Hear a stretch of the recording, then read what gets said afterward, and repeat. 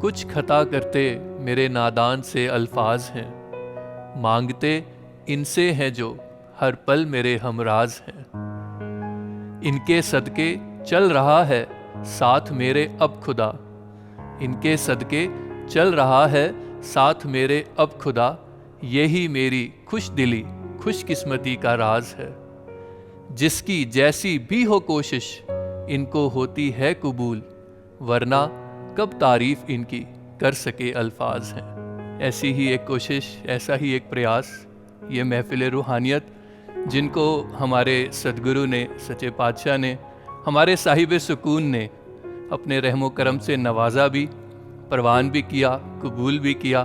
और आज फिर एक बार वही नगमे एक नए रूप में, एक नए अंदाज में, कुछ मीठी मीठी यादों के साथ, कुछ रूहानियत से भरे किस्सों के साथ लेकर के आपके बीच फिर से एक बार आपका साथी। आइए जुड़ते हैं, आनंद लेते हैं इस महफिल रूहानियत का।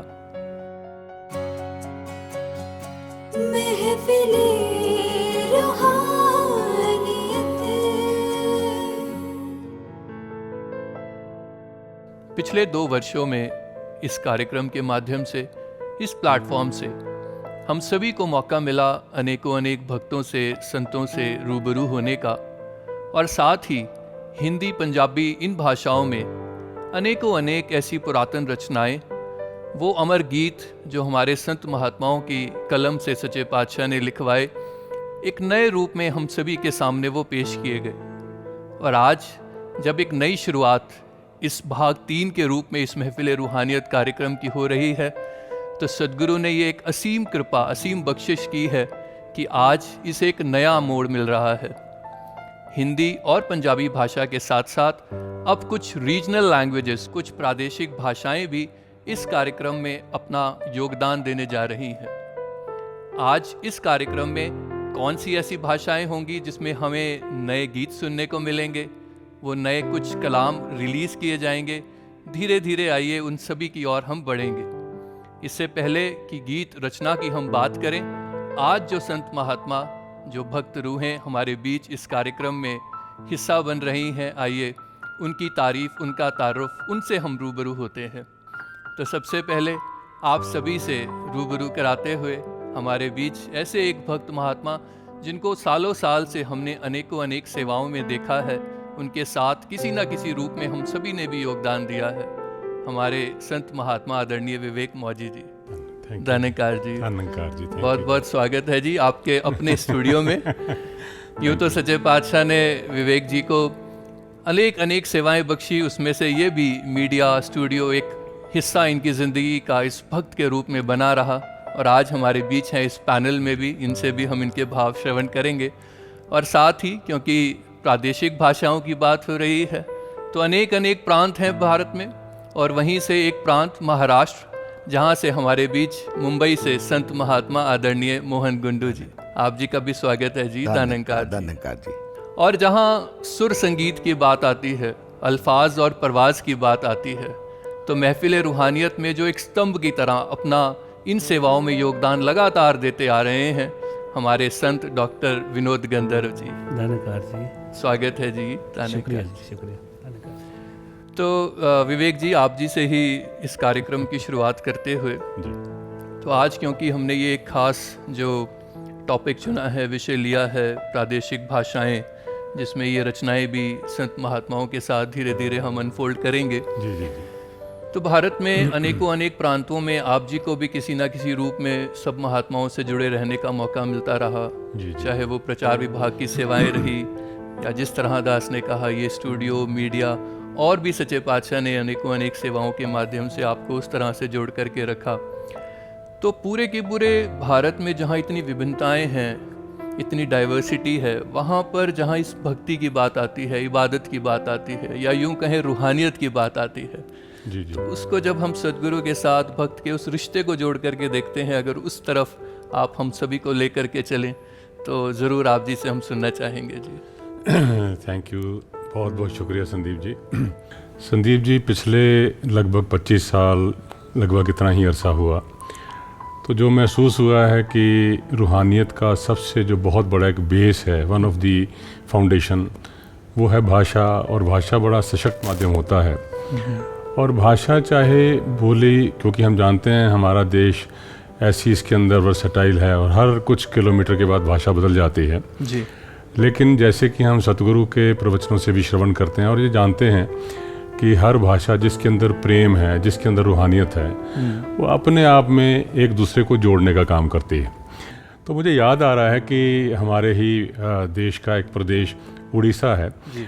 और कई साल पहले बाबा हरदेव सिंह जी महाराज जी के साथ एक कल्याण यात्रा के दौरान जाने का मौका मिला।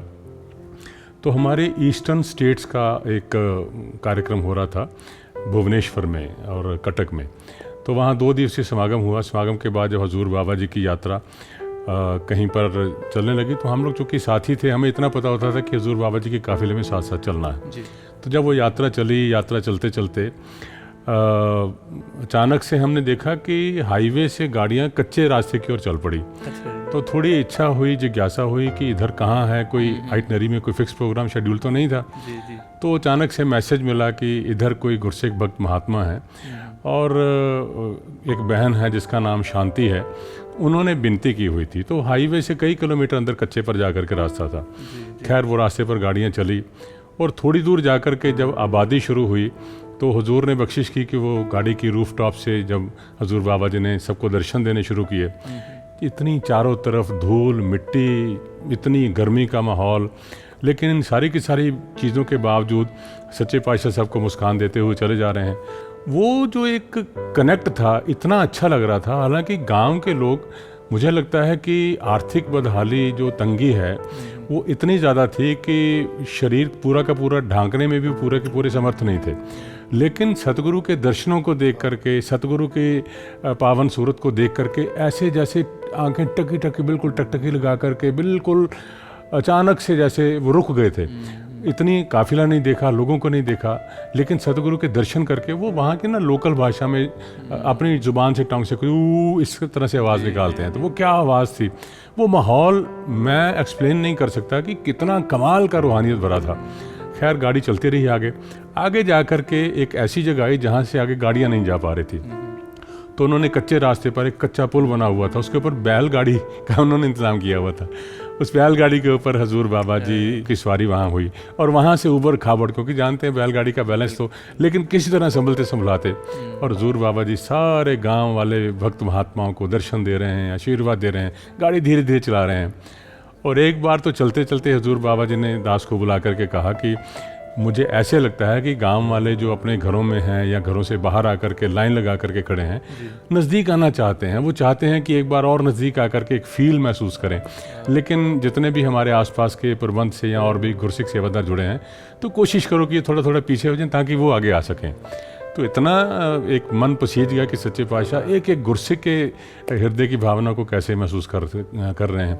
बहरहाल फिर जब काफिला आगे बढ़ा तो एक घर आ गया। घर आकर के वो जो शांति बहन का घर था, और वहाँ फिर हजूर बाबा जी ने बख्शिश की कि जो भी आना चाहते हैं सारे के सारे आकर के दर्शन करें। और मैंने देखा, महसूस किया, हजूर एक एक गांव वाले ग्रामीण को जो वो दर्शन करने के लिए आ रहे थे, बाबा जी एक एक से उसका हाल पूछ रहे हैं, क्या हाल है। सतगुरु की बातें उनको इतनी राहत दे रही थी कि हमें पूछने वाला कोई है, हमें जैसे हमें आशीर्वाद देने वाला कोई क्या मसीहा आ गया है। एक एक की आंखों से आंसू बह रहे थे। और वो सारे दृश्य को देख करके मैं और हमारे साथ में उन दिनों में वीडी नागपाल जी थे, परम आदरणीय दिलबाग जी, तो हम सारे के सारे कोने में एक दूसरे के साथ गले मिल करके हम भी जैसे वो खुशी वाली मूवमेंट, हमारी आंखें झलक रही हैं, गले भरे हुए हैं, तो इस तरह से हो रहा है। तो वो जो बात खास मेरे ध्यान में बात आ रही है, तो पूज्य माता जी, माता सुविंदर जी, उन्होंने दूर से देखा और दूर से देख करके इशारे से बुलाया और आकर के मुझे कहा कि ये क्या हुआ, आँखें क्यों भरी हुई हैं। तो दास ने विनती की कि माता जी, गांव वाले लोगों का इतना प्यार वो तो है ही, लेकिन आप जी का उनके प्रति जो स्नेह आशीर्वाद देख करके मन ऐसा पसीज रहा है कि शब्द नहीं मिल रहे। तो बोला भी नहीं जा रहा था।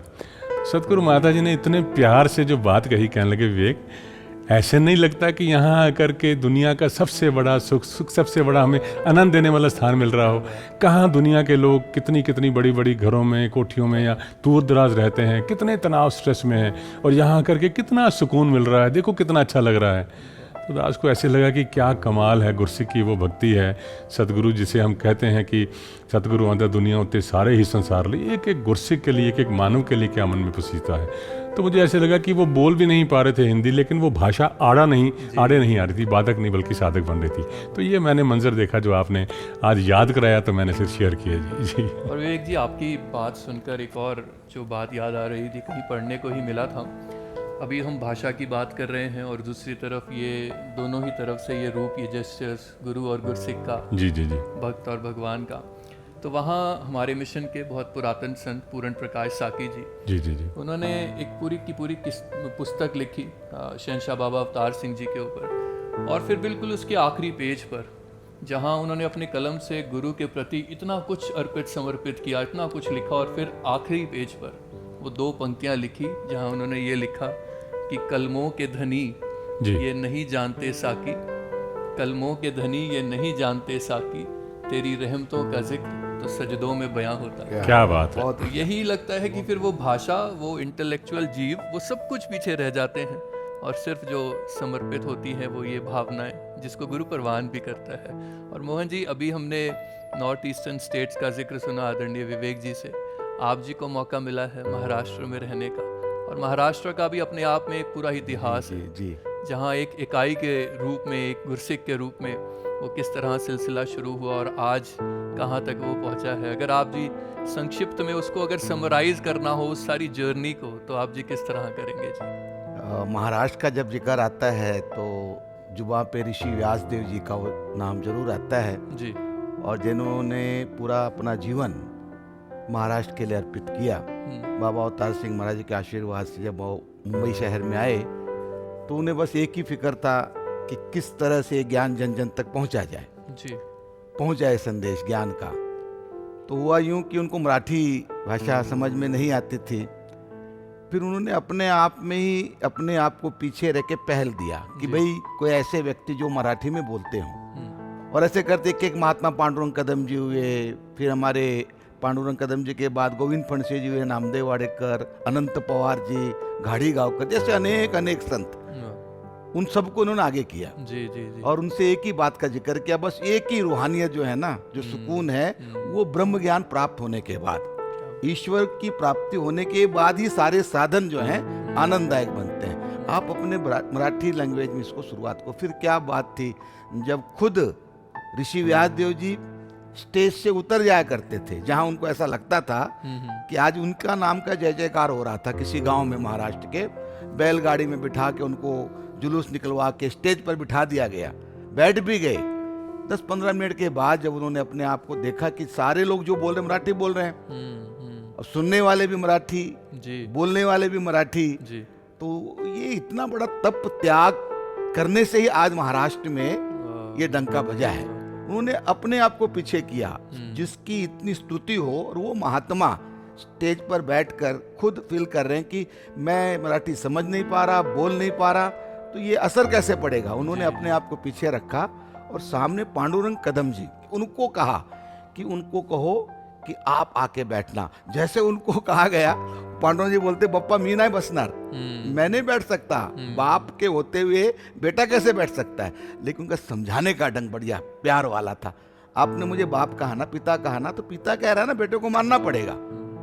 और उनको जाके अपने स्टेज पे बिठा के उसी सम्मान के साथ नीचे जहाँ वो बैठते वहाँ बैठते थे। इस तरह से महाराष्ट्र में एक से अनेक हुए। फिर समागम का दौर चला, 2 दिवसीय समागम होता था। ऐसे करते करते पूरे महाराष्ट्र में ऋषि व्यासदेव जी ने वहाँ के लोकल लोगों को आगे दिया। तो फिर बात बढ़ते बढ़ते वो इतना सुंदर कार्य करते गए। आज वो दौर देखा दास ने, ऋषि व्यासदेव जी कोई बुलाते थे अपने घरों में जी, तो चंबूर में एक टक्कर बप्पा कॉलोनी है। अच्छा जी। तो जहाँ पर इतना है कि नाले से कुछ ऐसे चीजें बहना, पानी, नाले का पानी ओवरफ्लो होके बाहर आना, ऐसे में भी ऋषि जी का हम शर्म करते थे। ऋषि जी घर है वहाँ पर, ऋषि कहते चिंता मत कर, चलो उधर भी जाना है। ऋषि जाया करते थे, उस नाली में परवाह नहीं कर, घर में चले जाते थे। और आज वो दौर देखा, और आज भी दास ने पिछले वर्षों में आपने देखा होगा जी, राजपिता जी का वो जुनून आप सबने देखा होगा। धारावी एशिया में तो सबसे झोपड़पट्टी एरिया है। कभी सोचा नहीं गया था, भवन में आए, महाराज जी का वहाँ पे स्टे हुआ। बाद में आदेश आया कि धारावी जाना है जी। और करीब करीब हम 12 सवा 12 बजे गए और सुबह 5 बजे तक वो जो दिव्य नज़ारा था धारावी का, एक एक घर नहीं छोड़ा राजपिता जी ने, एक एक घर, हर घर में जाके एक एक संत को उन्होंने लाड प्यार दिया, किसी को मना नहीं किया जी। अब धारावी के अंदर कुम्हारवाड़ा एक आता है, जी। दास ने कभी इतने नजदीक से देखा नहीं। वो वहाँ पे मटके बनाते हैं, कुम्हार होता है ना, बड़े बड़े जी, भट्टियाँ जी, होती हैं। जी। अब मुझे वहाँ गए तो राजपिता जी आगे जा रहे थे और वो भट्टी बगल में थी, वो गर्म था बहुत, ये सब जानते, मुझे नहीं पता था। जैसे दास दीवार समझ के नजदीक जाने लगा, उनकी निगाहें आगे की ओर थी, लेकिन वो उनको पता लगा भगत आ रहा है, इसको पता नहीं है, भावना में जल जाएगा, चटक लग जाएगी। वो वहां से पीछे से बोलते मोहन जी को बोलो साइड हो जाए, वो भट्टी जल रही है। इतना ध्यान रखा और वो कम से कम 80+ घरों में राजपिता जी गए। मतलब वही दौर आज भी राजपिता जो कार्य कर रहे हैं, अभी उरण में भी 23 घरों में गए हैं। तो बस यही है कि महाराष्ट्र के अंदर जो उस समय का प्रचार था, आज उसको 4 चांद सदगुरु खुद ही जाके दे रहे हैं और राजपिता जी का बड़ा योगदान अब भी मिल रहा है। तो ये महाराष्ट्र के अंदर तो संतों की भूमि है, बड़ा ही जबरदस्त आप सबका वहाँ पर ध्यान लगा है, तो आगे भी ऐसे ध्यान लगा रहे। क्योंकि विवेक जी ये युगों युगों से ये बात रही है। जी। हमने वो बाइबल की भी वो बात सुनी जब जीसस क्राइस्ट का जिक्र आता है उस स्टोरी का, जो हालांकि 2 लाइन में भी कही जा सकती है, और वो बात इतनी सी कि एक जो बकरियों को चराने वाला, भेड़ों को चराने वाला जब निकलता है घर से, और अगर उसके पास 100 भेड़ें हैं और जब घर को शाम को वापस लौटे और देखे कि वो 99 हैं, तो उसमें यही वो बात कही गई जो जीसस क्राइस्ट ने भी ये कही कि उस एक भेड़ को जब तक वो वापस नहीं ले आता तब तक वो ढूंढता रहता है, निकलता है। और ख़ास बात जो वहाँ कही गई वो ये कि उस एक भेड़ को ढूंढने की जो खुशी होती है वो उस 99 के साथ होने की भी उससे भी ज़्यादा होती है। बिल्कुल सही बात। तो ये सब भाषाओं से ऊपर, ये सब प्रांतों से ऊपर, ये हर चीज़ से ऊपर है ये रूहानियत के, बिल्कुल, जिसको ये हमारे ज़र्रा नवाज रहे हैं, एक एक गुरसिक को, एक एक बशर को, एक एक इंसान को। और आज इस कार्यक्रम में क्योंकि जिक्र हो रहा है इन प्रांतों का, इन प्रादेशिक भाषाओं का, तो आज की इस लड़ी में ये पहली रचना बांग्ला भाषा में जो उन नॉर्थ ईस्टर्न स्टेट्स को रिप्रेजेंट करती हुई वहाँ के भक्तों के लिए एक विशेष भेंट ये रही। हो भक्ति रंगे तेरे गेछे मन करो जोरे करी निवेदन मने आनंद एलो हृदय आज पागल हलो करी तोमार बंदना मने आनंद एलो हृदय आज पागल हलो करी तोमार बंदना आनंदे सबाई मातोआरा पुष्प प्रदीपे साजा बरণ डाला आनंदे सबाई मातोआरा पुष्प प्रदीपे साजा बरণ डाला मने आनंद एलो हृदय आज पागल हलो करी तोमार बंदना मने आनंद एलो हृदय आज पागल हलो करी तोमार बंदना। आज के इस एपिसोड की ये पहली रचना जिसकी झलक अभी आपने देखी, और जहाँ संगीत की बात हुई है, जहाँ रचना की बात हुई है, तो गंधर्व जी आपकी तरफ ही आते हुए अभी तक जो ये महफिल रूहानियत का सफ़र रहा है, अनेक रचनाएं इस प्लेटफॉर्म के माध्यम से रिलीज़ की गई, और आप जी का तो लगभग हर रचना के साथ एक बिल्कुल क्लोज कनेक्शन रहा है। जी जी। तो ये सारा का सारा सफ़र, किस तरह से ये प्रोडक्शन सारा रहा, किस तरह ये म्यूज़िक कंपोज किया गया, कैसे ये रिलीज़ की गई, अगर इसको रूहानियत के साथ जोड़ करके, सदगुरु की सेवा के साथ जोड़ करके अगर सबके साथ साझा करना हो तो आप किस तरह बयां करेंगे? संदीप जी, महफिल रूहानियत का तकरीबन 2.5 साल का ये सफ़र जी, और तकरीबन 50+ गीत इसमें रिलीज़ हो चुके हैं, जिसमें हिंदी गीत है, पंजाबी गीत है, कवालियाँ रिकॉर्ड की गई, गज़ल आई, और अभी जैसे ये एपिसोड हमारा फोक बेस्ड है। तो अनेकों महात्माओं को इसमें सेवा का भी मौका मिला, जैसे हुजूर का ध्यान था, उनका आशीर्वाद था। तो दास थोड़ा ऐसे ही कैलकुलेट कर रहा था, तकरीबन 70+ सिंगर्स को इसमें मौका गाने का मिला, और सदगुरु माता जी की ऐसी कृपा हुई, ऐसा आशीर्वाद हुआ कि बहुत सारे ऐसे हिडन टैलेंट्स सामने आए जी। जो बहुत सीखे हुए हमारे मिशन में बच्चे हैं। अच्छे म्यूज़िक कंपोजर्स निकल के सामने आए, अच्छे रिकॉर्डिंग इंजीनियर सामने निकल के आए, और जो टेक्निकली बहुत स्ट्रॉन्ग है जो महापुरुष बच्चे, वो निकल के सामने आए। और सबसे बड़ी बात ये हुई कि जैसे सेंट्रली हम रखते हैं यहाँ से हमारा म्यूज़िक, हमारा जो यहाँ से दिल्ली हेडक्वार्टर है, यहाँ पर रिकॉर्डिंग स्टूडियो हुजूर की कृपा से आप जी को मालूम ही है, जहाँ पे अभी भी हम बैठे हैं, यहाँ से हम सेंट्रलाइज इसको करते हैं। लेकिन इसके साथ साथ बहुत सारी टीम्स बनी, जैसे चंडीगढ़ में एक टीम ने काम किया, राजपुरा में टीम ने काम किया, अमृतसर में टीम ने काम किया, मुंबई में टीम ने काम किया, कनाडा में टीम ने काम किया। तो ये परिवार बढ़ता गया और अभी भी बहुत सारी सेवाएं, अनेक सेवाएं इसमें अभी हो रही है और चल भी रही है।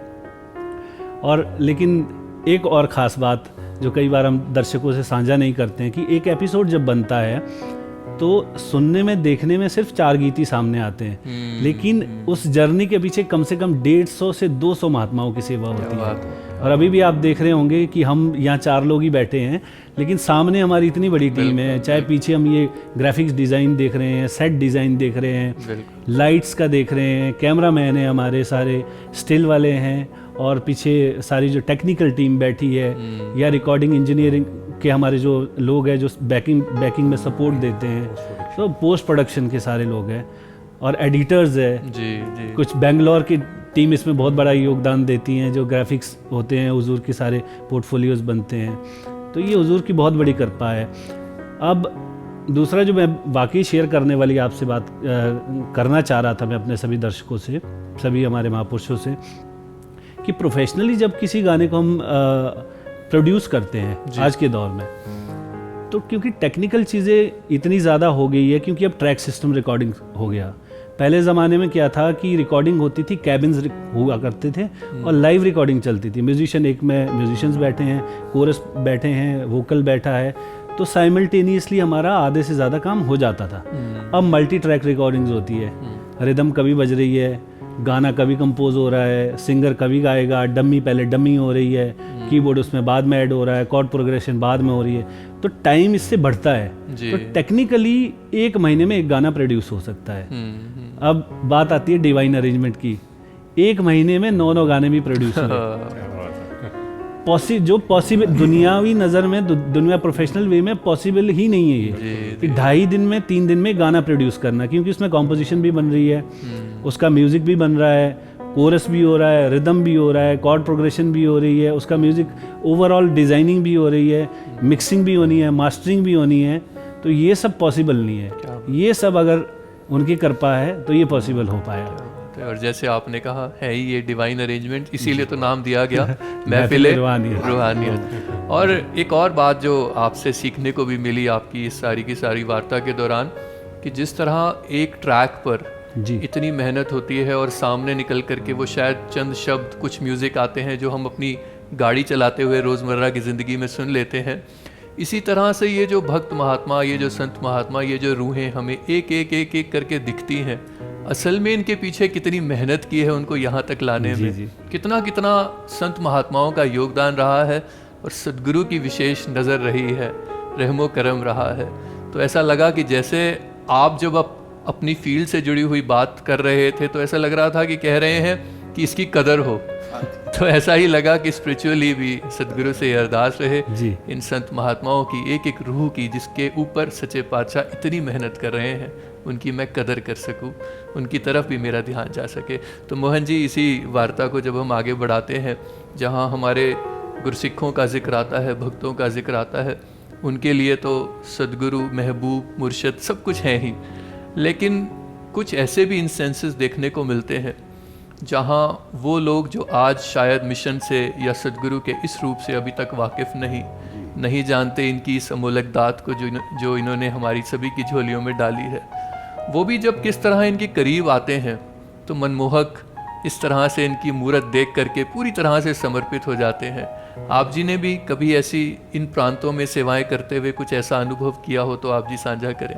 जी, वो बहुत रूहानियत को स्पर्श करता था कि कई साल पहले जी उड़ीसा का एक प्रादेशिक समागम था। अच्छा जी। वहाँ के MP हुआ करते हैं प्रशांत पाठशानु, प्रोफेसर भी हैं, उनके लेसन जो हैं बच्चे पढ़ते हैं। अच्छा, कॉलेज में भी। जी। और बहुत सुंदर एक व्याख्यान भी देते हैं आध्यात्मिकता के ऊपर जी। तो वहाँ के लोकल महापुरुष उनको इन्विटेशन देते थे लेकिन नहीं आते थे।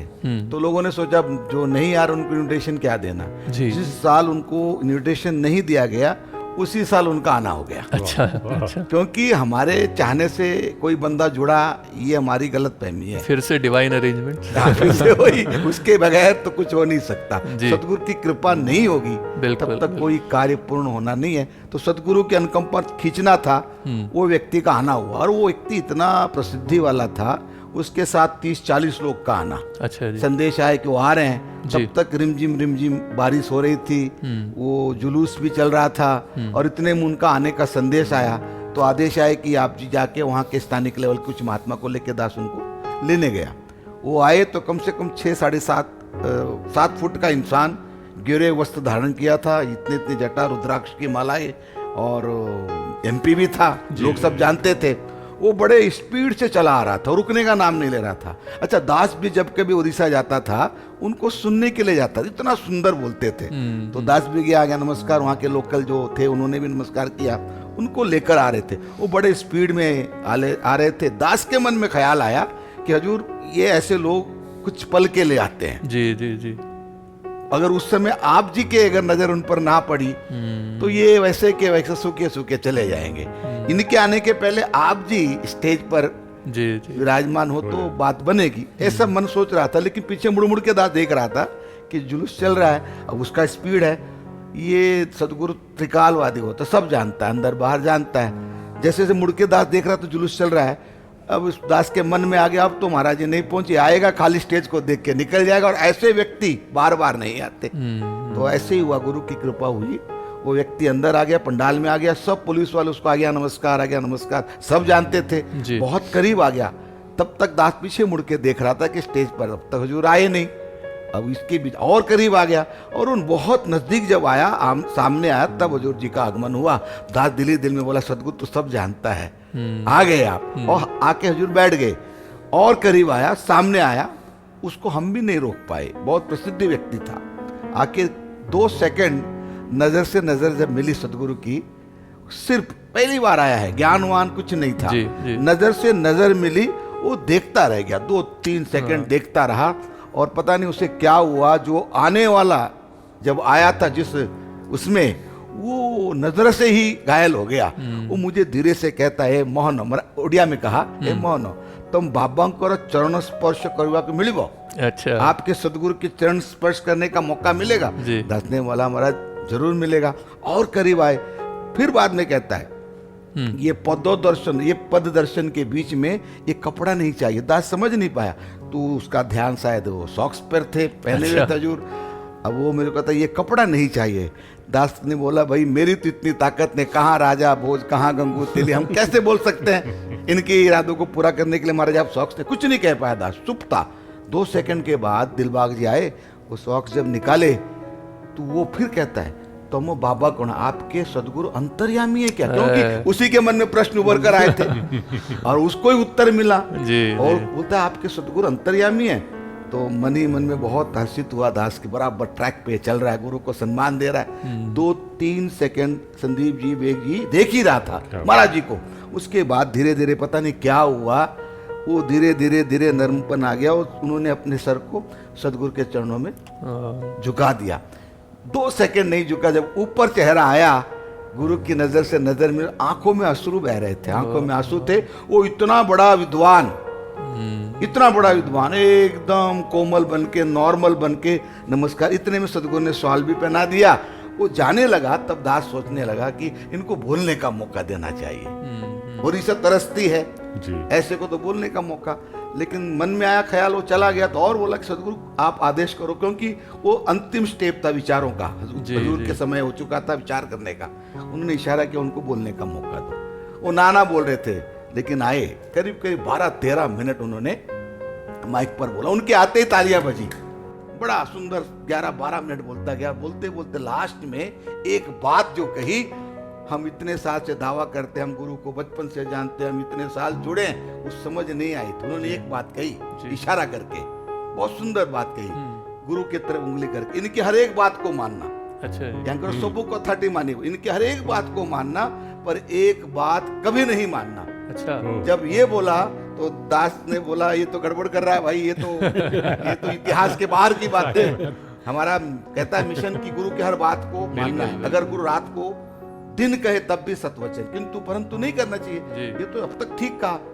किसी के पास उत्तर, संदीप जी दास देख रहा था, अपने दास के पास भी उत्तर नहीं था, क्योंकि बचपन से जुड़े हैं, गुरु हमारा है, ये ख्याल ही नहीं आया।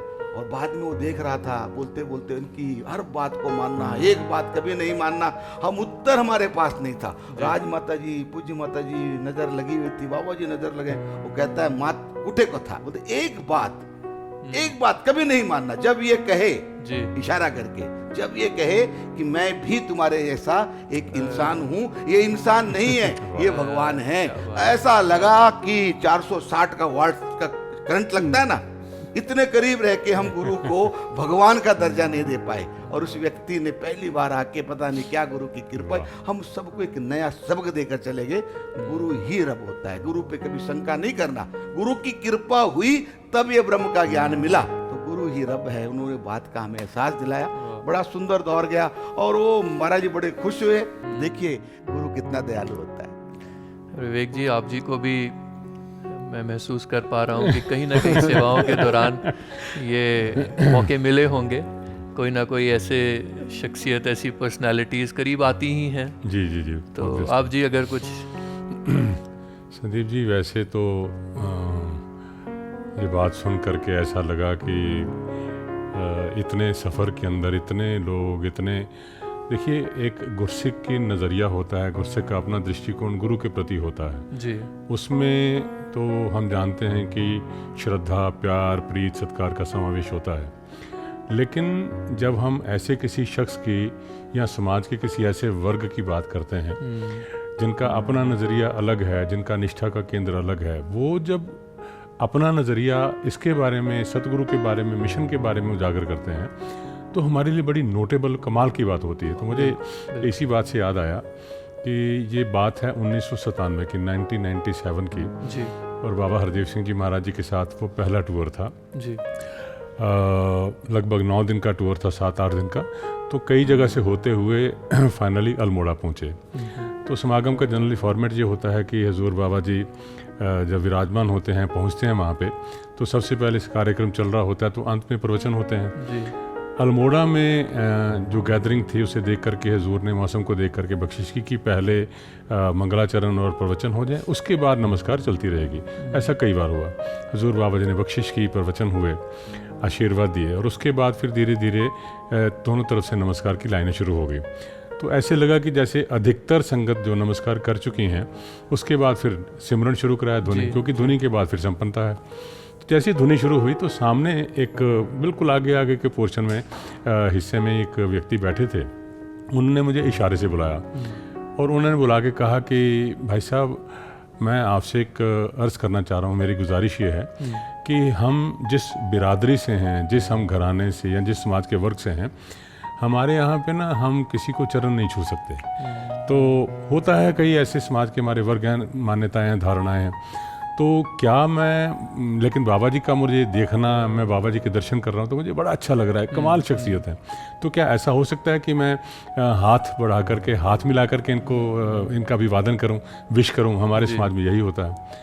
तो मैंने उनको, जो नंकार ने जवाब दिया, तो मैंने उनको यही कहा, मैं कि देखिए इसमें कोई बंदिश नहीं है, लेकिन यह है कि हम जनरली देखते हैं कि हमारे घरों में, परिवारों में कोई जब बड़े आते हैं तो हमारी रिश्तेदारी, जान पहचान हो या ना हो, बड़े होने के नाते हम वैसे उनका सत्कार के लिए चरण छू लेते हैं। अगर आप ऐसा करना चाहते हैं तो कर सकते हैं। लेकिन उनको मैंने कंफर्टेबल कोशिश की कि कर दिया। अच्छा, इतनी देर में मेरे पास मुझे ध्यान आया कि मैं तब तक हजूर बाबा जी को जा करके विनती कर दूँ कि बाबा जी वो जब नमस्कार करने के लिए आएगा, उसको नमस्कार की लाइन में वो चले गए, और जब तक वो आएगा आपके पास, तब तक आप जी, ये आप जी को मैं बता दूं कि वो हाथ जोड़ करके आप जी से हाथ मिला करके नमस्कार करना चाहता है। अब देखिए मेरी तुच्छ बुद्धि थी कि मैं बाबा जी को बताऊं तब पता लगेगा। सतगुरु हैं जी। जैसे ही मैं इधर आने लगा तो बीच में एक महात्मा आए, कोई व्यवस्था की बात होने लगी कि क्या करना है, कैसे करना है। तो बाय चांस उस बातचीत वो लंबी हो गई और मैं टाइमली स्टेज पर पहुंच नहीं पाया। इतनी देर में धुनी लगभग संपन्न होने लगी और बाबा जी, हजूर बाबा जी स्टेज पे विराजमान है। बाबा जी विराजमान हैं और 1 2 तीसरा नंबर उनका था, नमस्कार अच्छा लगभग संपन्न, वो लास्ट में थे। तो जब एक महात्मा नमस्कार करके गए तब तक मैं पहुंचा और मुझे लगा कि अब मैं अगर कहता हूं तो अच्छा नहीं लगेगा, अब तो मेरे लिए तैयार कि मैं देखूं कि क्या हो रहा है। तो जैसे ही वो महात्मा ने नमस्कार की, एक को छोड़ करके वो दूसरे वही इंसान थे जो कह रहे थे मैंने सिर्फ हाथ जोड़ना। इससे पहले कि वो आगे आते, इससे पहले कि वो चरणों पर नमस्कार करते, बाबा जी ने दूर से ऐसे हाथ लगा करके ना, हाथ बढ़ा करके, तो जैसे ही ये सिचुएशन हुई बाबा जी ने हाथ बढ़ा करके उसका हाथ, वो भी शक आ गया कि मुझे बाबा जी ने आगे हाथ बढ़ा करके मेरा अभिवादन स्वीकार कर लिया है। और मेरे लिए एक्चुअली वो संदीप जी की पहला एक्सपीरियंस था टूर पर। एक एक चीज़ मेरे लिए एक नया एक्सपीरियंस, नई चीज़ें एक्सप्लोर हो रही थी और मैं स्तब्ध रह गया। फिर सोचता रह गया, अपने आप को समझाता रह गया, विवेक क्या तुम जा कर के बताओगे तब पता लगेगा। वो जब सुनते हैं ना अंतर्यामी नो दसां की हाल दिल्ला। और दूसरा एक वाकया और कमाल का हुआ है। जी।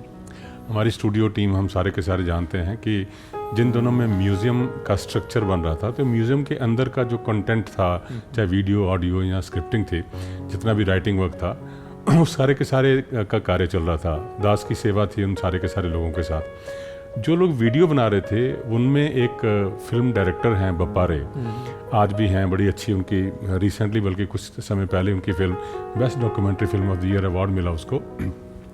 तो वो हमारे साथ जुड़े हुए थे।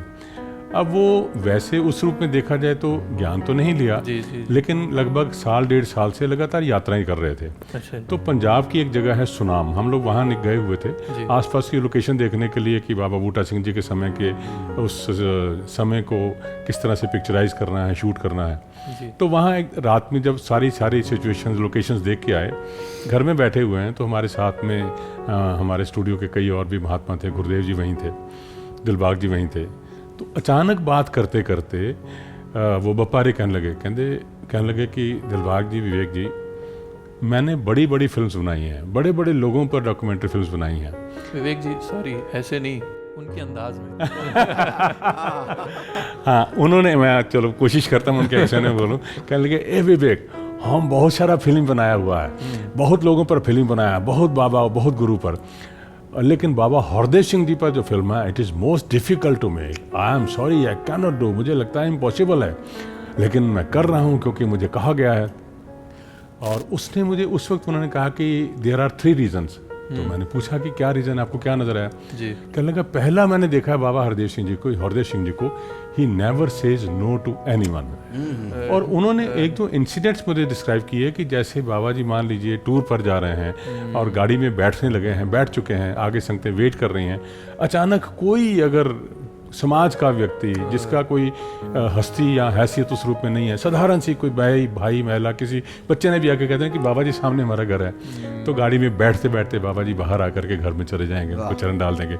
इतने दयालु, इतने दूसरे की भावना को वो जानते हैं, स्वीकार करते हैं।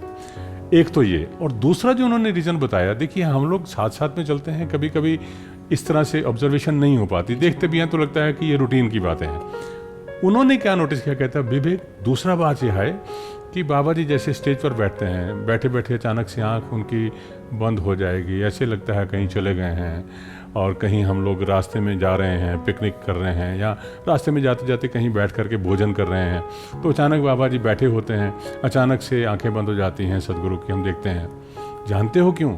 तो मैंने जानना चाहा कि वो क्या फील करते हैं। मैं कहा दादा बताओ। कहते हैं विवेक, कोई भगत उनका कहीं पर उनको याद कर रहा है, और उनकी याद क्योंकि ये जानते हैं इनके पास सारी शक्ति हैं, तो वो उसका बचाने के लिए, उसका ध्यान रखने के लिए वहाँ चले जाते हैं। फिर उन्होंने आगे शब्द कहा कि Vivek, he is there at the same time he is not there. वो बैठे भी हैं, नहीं भी बैठे हैं। तो Vivek, he is not a man, in my opinion he is God, इसलिए मैं उन पर फिल्म में नहीं बना सकता। तो मैं वो चीज़ देख करके बड़ा ऐसे लगा कि क्या इस नज़रिए से हम लोगों ने कभी इन चीज़ों को नोटिस किया है? तो ऐसे कुछ वाक़यात होते हैं जो खुद को नहीं पता होता, लेकिन दुनिया में, समाज में लोग जिस नज़रिए से जान रहे होते हैं। और देखिए संदीप जी, एक और चीज़ कि आज भी समाज में जहाँ हम सभी का उठना बैठना है, जब भी लोगों से बात करते हैं कि किस प्रकार से मिशन है, सतगुरु माता सुदीक्षा जी महाराज जी की बख्शिश, इनकी रहमतों का चर्चा होता है, लोग इनके प्रवचनों को सुनते हैं, तो सिंपल सी बात सारे के सारे लोग कहते हैं महाराज ये तो दुनिया की बात ही नहीं करते, दुनियादारी की बात ही नहीं करते, ये तो सिर्फ और सिर्फ स्पिरिचुअलिटी की बात करते हैं। तो आज भी लोग उसी नज़रिए से सतगुरु को इस समय भी देख रहे हैं, जो उस समय जो मैंने देखा, मैंने महसूस किया, लोगों ने देखा। और विवेक जी, जब आप जिक्र करते हुए ये कह रहे थे ना कि वो पहला मौका था कि ऐसा कुछ देखने को मिला, तो ये भी एक भाव मन में आ रहा था कि उसके बाद भले ही सच्चे पातशाह ने हम सभी को सैकड़ों ऐसे सामने दृष्टांत दिखाए, कितने एग्जाम्पल्स, कितने मैनिफेस्ट होती हुई ये चीज़ें दिखी, जब महसूस हुआ, समझा कि बिन बताए भी तू हर बात जान लेता है, वाह वाह, तुझे भी कह कर के सुनाई तो इल्तिजा क्या हुई। लेकिन फिर जब वो अगला पल आता है, फिर जब वो नेक्स्ट टाइम आता है ना, तो फिर से मन होता है कि फिर आप कुछ इस तरह से प्रकट करो कि दिल तक अपने आप वो बात उतर जाए। बिल्कुल सही ये एक भक्त की भगवान के साथ, गुरु की, गुरसिक के साथ एक ऐसा ये अद्भुत रिश्ता रूहानियत से भरा हुआ। और ये किस्से ऐसे हैं, 1 2 3, ये तो पूरा जीवन है जो लगातार यहाँ से हमारे साथ साझे किए जा सकते हैं। तो आइए अगली रचना नेपाली भाषा में आपके समक्ष ये रही।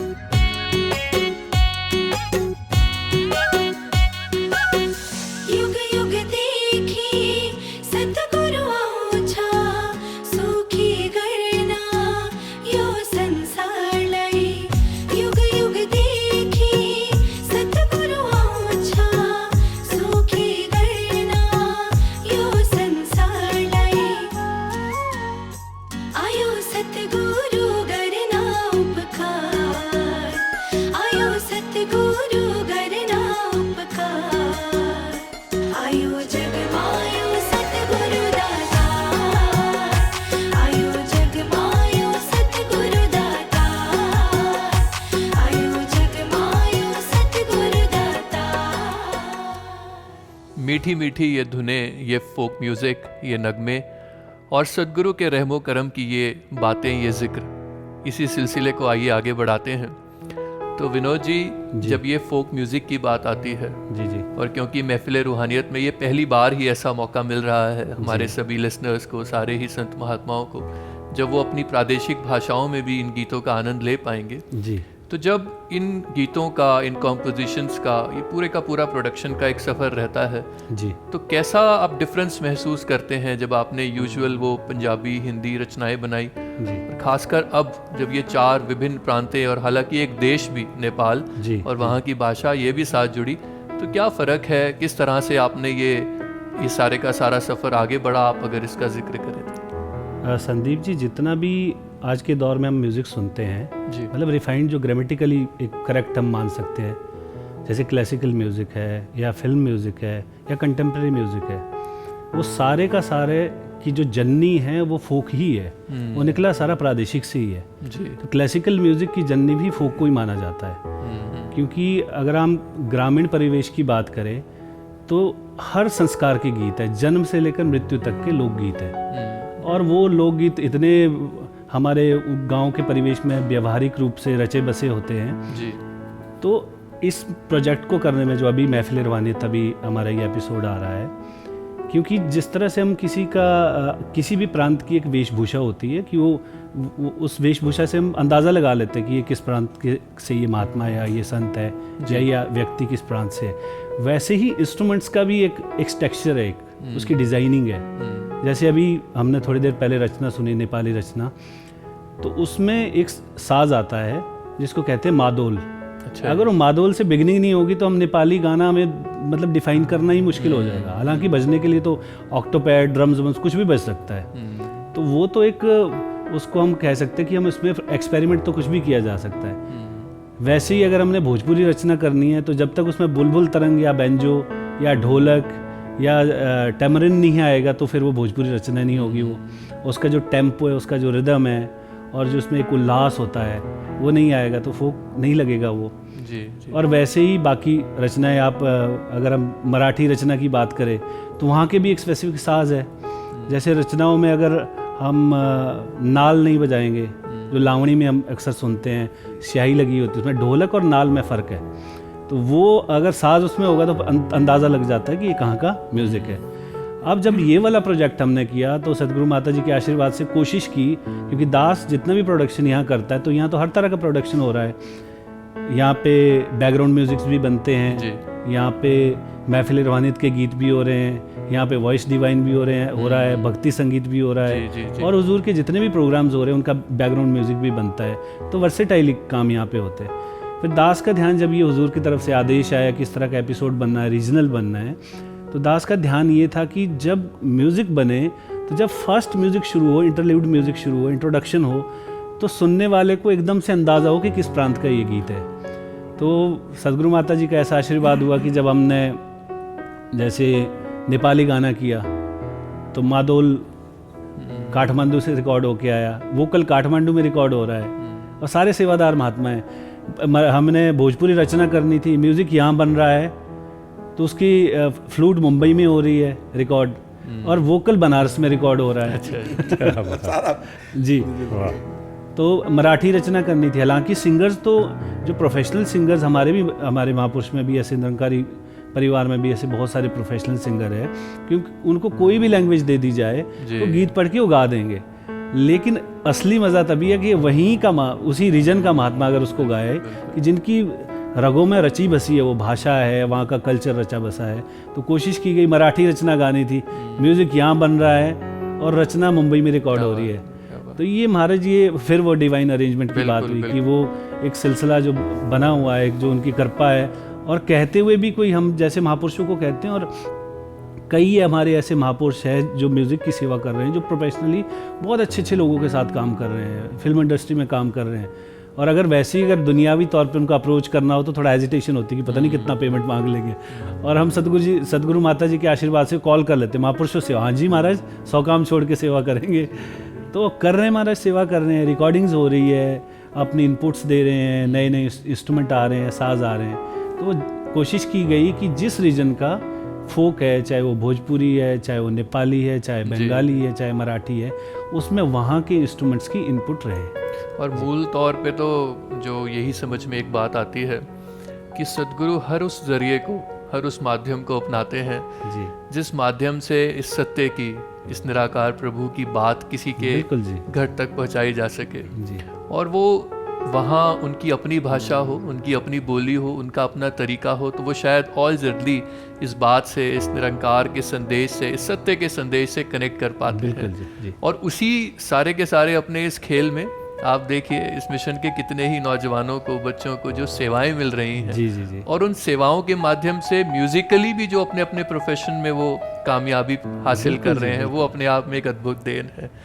और विवेक जी, जब हम इन टेक्निकल, इन कलाओं की बात करते हैं, तो आप जी का भी सफ़र इन सेवाओं में रहा, चाहे वो मीडिया, स्टूडियो, इस तरह से भी प्रेस में भी सच्चे पातशाह ने बख्शिश की निरंतर आप सेवाएं निभा रहे हैं, करते रहे हैं।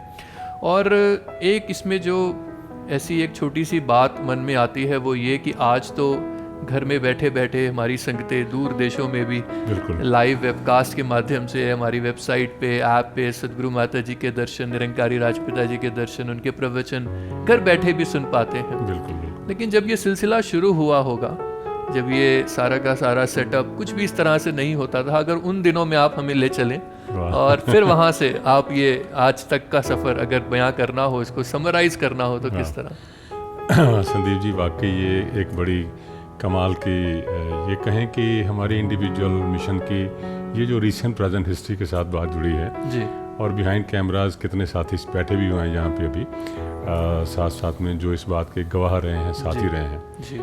ये मुझे याद है हजूर बाबा हरदेव सिंह जी महाराज जी के 50th बर्थडे की बात है, 50वें जन्मदिन पर गुरु पूजा दिवस थी, और 23 फरवरी और 22 फरवरी 2 दिन प्रोग्राम था जी।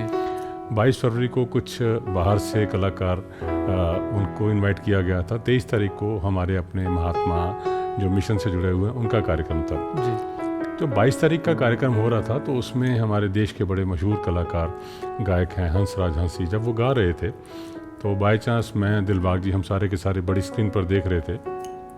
तो जाहिर बात है, आप जैसे आपने कहा कि उन दिनों में कोई लाइव वेबकास्ट, लाइव टेलीकास्ट बहुत ही लिमिटेड प्रोविज़न हुआ करता था। तो एक मन में बात आई कि यहाँ बैठ कर के तो जितने लोग पहुँचे हैं वो तो सुन पा रहे हैं, देख पा रहे हैं, लेकिन उनका क्या जो वर्ल्ड वाइड बैठे हैं, पूरे के पूरे भारत देश में बैठे हैं, पूरे विश्व में बैठे हैं। तो अचानक दिलबाग जी से बात साझी की कि क्या ऐसे प्रोग्राम्स हम कहीं टीवी चैनल पर किसी पर क्या टेलीकास्ट कर सकते हैं?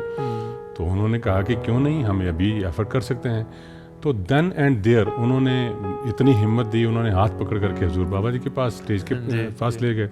हजूर से प्रार्थना हुई तो हजूर ने, जैसे होता है ना कि सतगुरु चाह रहे होते हैं, तो सतगुरु ने किसी न किसी के घट में बात डालनी होती है। तो सतगुरु ने वही डिवाइन अरेंजमेंट तो बख्शिश की कि आज का प्रोग्राम अगर जैसे शाम को ख़त्म होगा तो अगले दिन सुबह हम 23 तारीख को सुबह टेलीकास्ट कर सकते हैं। अब ये चैलेंज भी था एक्चुअली। रात को लगभग 11 बजे प्रोग्राम ख़त्म हुआ और उससे पहले हजूर का संदेश आ गया कि हाँ, अगर हो सकता है तो सुबह 9-10 बजे किसी टीवी चैनल पर हम टेलीकास्ट कर लें। बस 15 मिनट आधे घंटे के अंदर निरंकार ने प्रकट किया, सतगुरु ने किसी महात्मा को, वो उसी चैनल में काम कर रहे थे, आस्था में बात हुई और हमारे लिए उन्होंने कल सुबह का टाइम स्लॉट बुक कर दिया। अब चैलेंज था कि 7 घंटे के 6 घंटे के प्रोग्राम को 3 घंटे कैसे हमने एडिट करके, और अभी तो सारे डिजिटल फॉर्मेट में रिकॉर्डिंग होती है, पूरा का पूरा कैप्चर होता है, डाउनलोड हो जाता है विद इन फ्यू मिनट्स। उन दिनों में पूरी टेप हुआ करती थी, तो डिजिटल टेप हुआ करती थी, तो टेप पर आउटडोर कैमराज, इंडोर कैमराज, तो आदरणीय चमन जी, गुरुदेव जी, सारी की सारी स्टूडियो टीम, फिर स्टूडियो साथ साथ पूरी रात फिर उसकी एडिटिंग हुई, उसको कट शॉट किया गया और अगले दिन वो प्रोग्राम आया। और अगले दिन के लिए आदेश हुआ कि 23 तारीख को फिर हम लोग साथ साथ में लाइव करें। लाइव हमारे लिए पहला मतलब समागम के अलावा कोई चांस इसी तरह से था। लोकल रिकॉर्डिंग करते थे तो हमारे पास 6-7 कैमरा सेटअप जो था, मल्टी कैमरा रिकॉर्डिंग हुआ करती थी, तो वो उस रूप में वहाँ से शुरू हुआ और ये वाकई अपने आप में बड़ा एक चैलेंजेस। अच्छा, उसके बाद क्या हुआ कि महाराष्ट्र का जो समागम, वो भी जब धीरे धीरे इसका फॉर्मेट बना कि संगतें नहीं आ पाती हैं। अच्छा, लाइव टेलीकास्ट वेब साइट पर तो हुआ करता था, लेकिन उसकी रीच बड़ी लिमिटेड होती थी। उन दिनों में बैंडविड्थ इतनी नहीं होती थी, तो ये था कि वो भी चैनल पर किया जाए। तो 1-2 साल ऐसा भी हुआ कि मुंबई समागम में, महाराष्ट्र के समागम में, अरोली में समागम हुआ तो चैम्बूर भवन पर डिश टीवी लगाया गया था और वहाँ से पूरा का पूरा प्रोग्राम शूट करके, एडिट करके, उसकी 3-3 घंटे की, तो 3 दिनों की टेप वहाँ रखी गई। एक और बात शायद बहुत कम अभी शेयर हुई है या कहीं को पता नहीं है, एक दिन एक महात्मा का प्रोग्राम मैंने देखा किसी पार्क में, तो वहाँ अनाउंस हो रहा था कि इस महात्मा जो कथावाचक हैं, इनका कल का प्रोग्राम की आज ऑडियो CD अवेलेबल है। तो मुझे थोड़ी हैरानी हुई कि अगर वो कर सकते तो हम क्यों नहीं कर सकते। फिर आकर के जब स्टूडियो में बात हुई तो महात्मा तो सारे के सारे तैयार हैं, सच्चे पातशाह के चरणों में प्रार्थना की, आदेश आ गया। तो उस वक्त फिर लगातार कई साल तक ये चलता रहा कि दिल्ली समागम का पहले दिन का जो कार्यक्रम है, हजूर सच्चे पातशाह की सतगुरु के प्रवचनों की CD अगले दिन सुबह 9 बजे पब्लिकेशन स्टॉल पर आ जाती थी। अब यहाँ तो हमारे पास कंपनीज थी, लेकिन मुंबई में बड़ा कभी कभी स्ट्रगल होता था। फिर मुंबई के महात्माओं ने हमें लगभग 70-80 महात्माओं की टीम दी, चैम्बूर भवन के ऊपर सेटअप लगाया गया, वहाँ वो जिसे कहते हैं कॉपी और डुप्लीकेटर्स लगाए गए, खुद पैकिंग हुई, खुद सारी की सारी कॉपिंग हुई। तो ये बड़े बड़े चैलेंज रहे और ये अपने आप में बड़ी दातार की बड़ी बख्शिश। फिर धीरे धीरे ग्रेजुअली ये सारी की सारी चीज़ें हमारे सामने हैं। और संदीप जी, मैं माफ़ी चाहता हूँ, एक चीज़ और इसके साथ जुड़ी हुई है कि जब गीत संगीत की बात हो रही है और इस रूप में, तो मुझे एक वाकया याद आ रहा है कि कभी कभी हमारी अपनी इच्छाएं होती हैं गुरसिक की, तो सतगुरु तो भावना को कबूल करते हैं। एक बार की बात है कि वार्षिक संत समागम का दौर था और समागम से लगभग 1 महीने पहले पूरे ऑल ओवर इंडिया से हमारे पास जो स्पीकर्स हैं, जोनल इंचार्ज महात्मा या बहुत सारे महात्माओं के नाम आ जाते हैं, टोटल लिस्ट आ जाती है। उसमें फिर सिलेक्शन होती है कितने लोग बोल पाएंगे, कितने लोग। और हजूर बाबा जी के सामने वो लिस्ट पड़ी थी जी। हजूर बाबा जी ने नाम देखे, एक शहर से लगभग 10 नाम आए थे। तो बाबा जी ने बख्शिश की, कहने लगे कि ये 10 के 10 नाम अगर एक ही शहर से आ जाएंगे तो एक एक महात्मा कलाकार है, बड़ा लंबा टाइम लगेगा। इनकी 2 टीम बनाते हैं, एक टीम पहले दिन, दूसरे दिन बोल देगी। और हजूर ने कहा कि तीसरे दिन उस एक और महात्मा का नाम लिख लो। तो मैं जिज्ञासावश देखता रहा कि हुजूर बाबा जी किसका नाम ले रहे हैं जी। तो बाबा जी ने आगे जो शब्द कहे, कहने लगे कि वो जो गीत है ना, वो रूह गदगद हो गई है दातिया दर्शन करके तेरे। तो उन दिनों में वो गीत बड़ा पॉपुलर हो रहा था। हजूर ने कहा कि ऐसे लगता है सारी की सारी संगत को कि जो बोलने वाले हैं उन्होंने लिखा है, तो किसी को नहीं पता किसने लिखा हुआ। जिसने लिखा है वो बोलता भी बड़ा अच्छा है, उस महात्मा का नाम लिख लो, तीसरे दिन उसको बुलवा लो। और उसने आज तक कभी गीत बोलने के लिए फरमाइश नहीं की, मेरा मन है वो बोले। और मैं हजूर बाबा जी के सामने बैठा हुआ ये सोच रहा था कि कितना भाग्यशाली है वो गुरसिक जिसने अपने आप को कभी सामने पेश नहीं किया कि मैंने गाना, ख्वाहिश नहीं की। और जैसे सतगुरु स्वयं याद कर रहे हैं कि उसका नाम दे दो। तो मुझे लगा कि ये बहुत बड़ी सीख है कि सच्चे पातशाह कृपा करना, बोलना ना बोलना ये मेरा विषय नहीं है। मेरा विषय ये है कि आपका हुक्म के अंदर मैं अपने जीवन को चला पाऊँ, बाकी आपकी अपनी कृपा है। तो ये कुछ मंजर रहे हैं जो ज़िंदगी में मीडिया के साथ जुड़े हुए। जी, और इसीलिए शायद वो किसी संत महात्मा ने ही एक जो गज़ल लिखी विवेक जी, उसके जी, कुछ जी। शेर इस तरह कि दिल मोहब्बत में चूर होते हैं, सामने जब हुजूर होते हैं। और उसमें जो वो एक खास शेर कि तेरी महफिल में देखी ये बात अजब कि छुपने वाले ही मशहूर होते क्या हैं। बात है। तो बस ये किसको कब कहाँ प्रकट कर दे, ये इनकी अपनी बख्शिश है। और विवेक जी, जो हम लगातार जब ये टेक्निकल डिटेल्स में जब जा रहे थे, जब जिक्र आ रहा था कि पहले इतना टाइम लगता था डेटा कैप्चर करने में, ट्रांसफ़र करने में, उसको ट्रांसफॉर्म करने में, उसको कम्युनिकेट करने में सबके साथ, जी, और जी। आजकल वो बहुत इंस्टेंट हो गया है। राइट। वहीं एक ख्याल ये आ रहा था कि सच्चे पातशाह ये तो टेक्निकल शायद वो चैलेंजेस थे जो आप जी ने दूर किए हैं, और हम तक ये सारे का सारा कंटेंट अब इंस्टेंटली पहुंच रहा है। आप जी के आदेश पहुंच रहे हैं, आपके प्रवचन, संगतें, सब कुछ पहुंच रहा है। जी, जी। लेकिन गुरसिक की अरदास तब भी ये थी और आज भी ये है कि आपका जो फरमान आए वो मैं इंस्टेंटली अपना सकूं, बिल्कुल, वो मैं उसी क्या बात। वक्त बिना किसी शक शुबा के, इफ्स एंड बट्स के, उसको उसी तरह अपना सकूं। आप दयावान हैं, आप कृपा करें। ऐसी ही एक रचना मराठी भाषा में दयावान सद्गुरु के आगे समर्पित ये प्रार्थना ये रही। दया करी, दया करी, दया करी, दया सागरा, दया करी, दया सागरा, आम्हाला तुझाच आसरा, आसरा, आम्हाला तुझाच आसरा, दया करी, दया करी, दया सागरा, दया करी, दया सागरा, आम्हाला तुझाच आसरा, आसरा, आम्हाला तुझाच आसरा।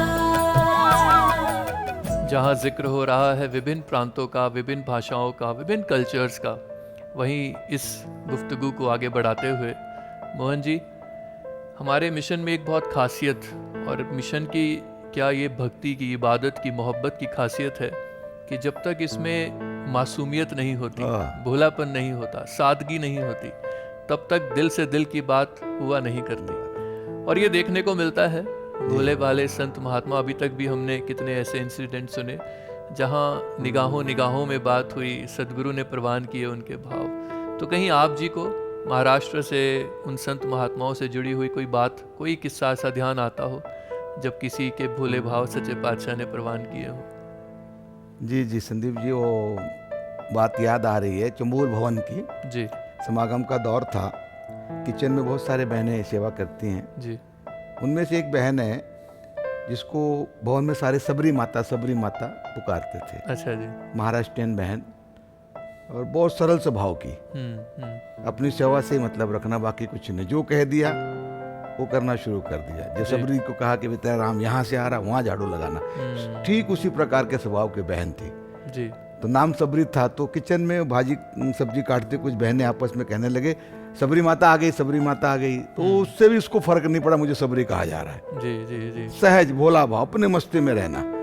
अब इतने में सबरी माता जब सीढ़ियाँ चढ़ के ऊपर आ रही थी तो दास उधर ही खड़ा था। इतने में कहते सबरी माता, सुना है उस समय आप जी ने, सबरी ने भगवान राम जी को बेर खिलाए थे, तो नहीं खिलाएगी? सहज। एक बहन का नाम दास नहीं बता रहा है।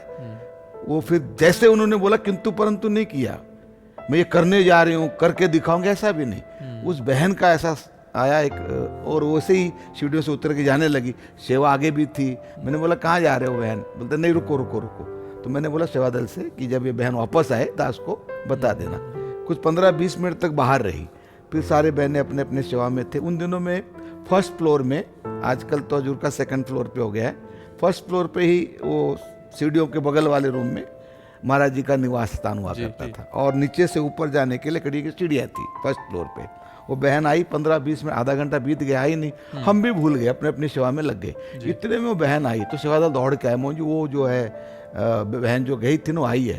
तो दास जी बोला कुठे गेली होतीस तू? सेवा सोडून कुठे गेले होतीस? मैं सेवा छोड़ कहाँ चले गए थे? एक मिनट, वो भी नहीं बता रहे मैं ये करने गई थी। वो ऐसे लेके ऊपर आ गई, तो कुछ समझ में बात आई नहीं। और जैसे ऊपर तो दास ने देखा कुछ तो कागज के अंदर एक पूड़ी है, उसमें कुछ तो है ऐसा लगा। तो इतने मैंने बोला बहनों को, सबरी माता आ गई। वो जितने किचन की बहनें थी ना सेवा छोड़कर उधर आ गई। अच्छा बेर लाई? बोलते हाँ देखो जो मिला मैं लाई, यही है ना? तो बोला भाव में दिखाया। तो एक बहन बोलती लो वो युग खत्म हो गया, सबरी के भाव ऐसे थे तो भगवान राम ने वो बेर खाए, अब कहाँ तू बेर लाई है?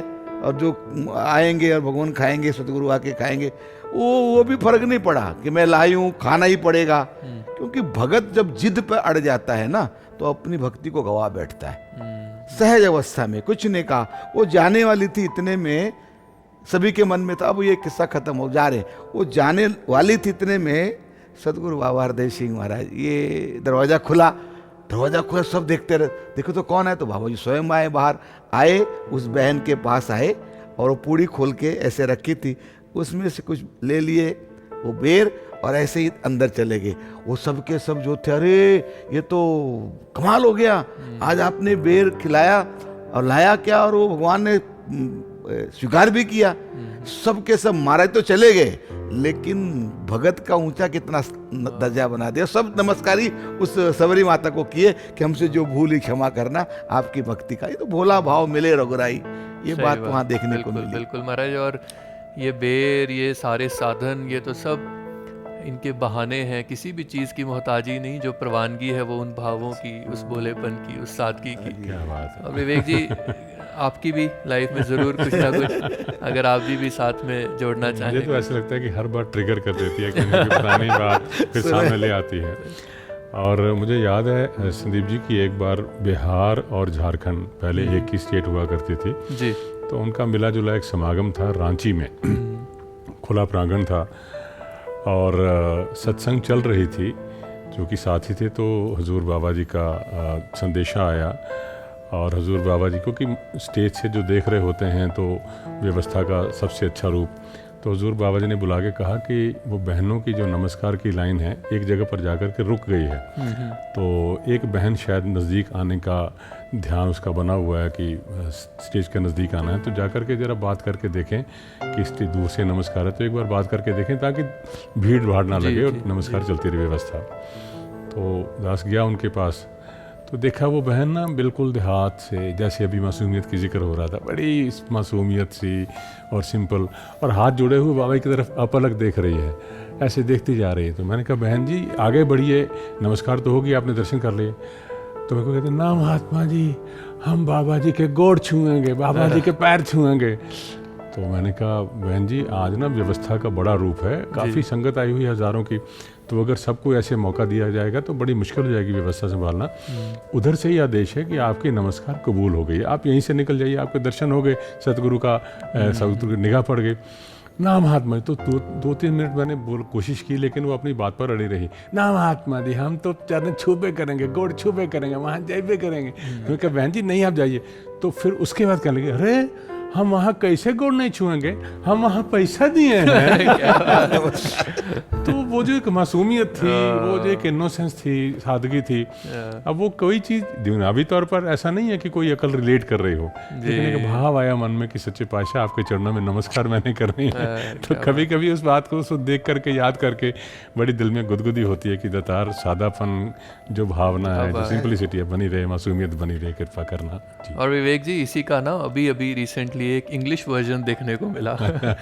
इंग्लिश वर्जन आज इसलिए कह रहा है कि हुजूर अभी दूर देशों में जाकर के संगतों को निहाल करके आए, ऑस्ट्रेलिया, न्यूजीलैंड, मलेशिया, सिंगापुर, सो ये सारी कंट्रीज़। और उसी टूर के दौरान एक जगह ऑस्ट्रेलिया में ही एक स्थान, वहाँ सच्चे पातशाह ने बख्शिश की, तो संगत के उपरांत पीछे ही एक हॉल था जहाँ पर परिवारों की एक एक परिवार करके वो करीब आते, समीप आते, नमस्कार का मौका मिल रहा था। तो दास वहीं सेवा में सच्चे पातशाह ने बख्शिश की थी तो खड़ा था, तो एक परिवार आया और उनके एक यंग बच्चे थे, यंगस्टर, और आई थिंक वहीं born and bought up Australia में ही। तो वो करीब आकर के हुजूर के समक्ष माताजी राजपिताई स्टेज पर बैठे हैं और वो करीब आकर के ही थोड़ी देर दूर से ही खड़े हो गए। तो मैंने उनको ऐसे बोला कि you can go head, you can do the नमस्कार इफ़ यू वांट। अब वो सिलसिला ऐसा था कि जहाँ हुजूर बैठे हैं वो आगे खड़े हैं और उनसे पीछे ही नमस्कार का बॉक्स था जहाँ वो माया डाल के आगे खड़े होकर के वेट कर रहे थे।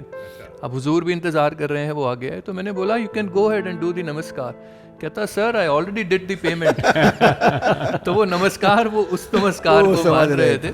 तो ऐसे ऐसे भी, और हुजूर सच्चे पातशाह ने भी अपनी मुस्कुराहट के साथ उनको प्रवान की थी। और ये सिलसिला, ये गुफ्तगू, ये बातें तो विवेक जी, मोहन जी, विनोद जी ऐसी हैं कि कभी कभी भी ख़त्म नहीं होने वाली और होनी भी नहीं चाहिए।